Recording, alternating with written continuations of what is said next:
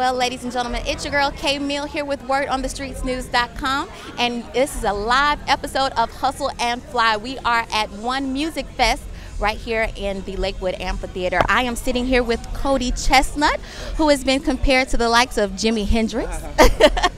So it's an absolute pleasure. Thank you, same here. Appreciate it. Thank you for the opportunity. How is it being back home? It's amazing. It's always good to come back. I'm not here enough. The thing is, I don't get a chance to play here that often.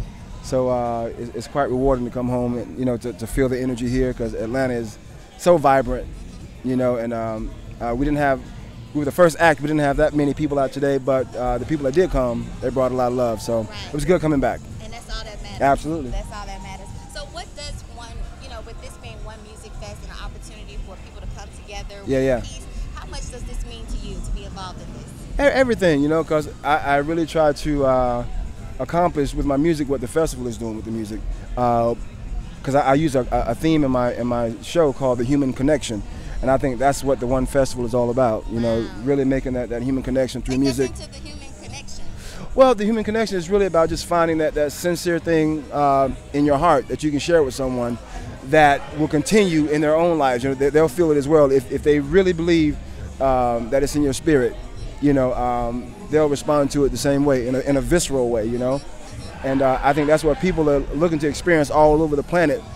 Through all kind of art, all kind of content, They just want to feel the humanity again, like all the inventions, the gadgets, they're all good, but we just want to feel it again, That's why I love festivals like this. Exactly, so that's what the human connection is all about for me, feeling that sincere human experience. Okay.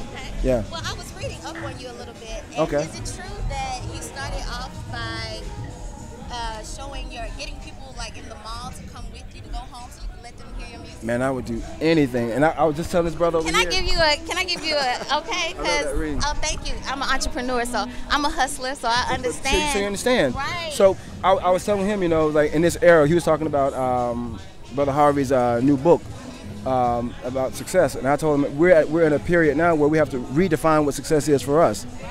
And so that's what I did. I was like, well, I can't sit around and wait for people, so let me just get out here and just talk to people about what it is I love. Right. Because someone else would pay you to do the same thing, to talk about their inventory or their material. So I did the same thing, and people came by the house, and some people thought I was strange. They weren't sure if I was gonna, choke them up and put them in the closet or something. But a lot of people came by and really supported it, and that encouraged me and gave me the strength I needed to continue as an independent artist. That's amazing. Yeah. That's amazing. That's a true testimony. Yeah, because if you don't believe in it, nobody's gonna believe in it. Right. So I had to put myself to the test. Right. I did the same thing. I walked around the airport selling them. I was a flight attendant. Awesome. And I started making this jewelry. So this is inspiration. Yes. Yeah. I walked around the airport out my bag. It made all the sense in the world, right? Yeah. It was like, I know this. I know this environment. Right. Let me do it. Yeah. Right. So even with that, when you doing that and you've been so successful in your own right, but however, if we were to turn on some of the mainstream radio, we wouldn't hear you. How do you feel about the present state of our mainstream radio? I can just be completely candid. I don't feel it. Right. In my opinion, it's got to the point now where it doesn't serve the human heart, on the highest level. As my uncles say, people are really exercising their bodies, but they're not exercising their spirit and mind. And we all grew up on the music. That's a tweet. Okay. But we all grew up on the music that really just touched the whole being, and so we're lacking that right now. Right now, the air is filled with Kool-Aid, and I think it's time for water. Wow, the air is filled with Kool-Aid, and I think it's time for water. Is that another tweet? That's another tweet. There you go. Wow, that's a retweet. There you go. Well, it was such a pleasure talking to you.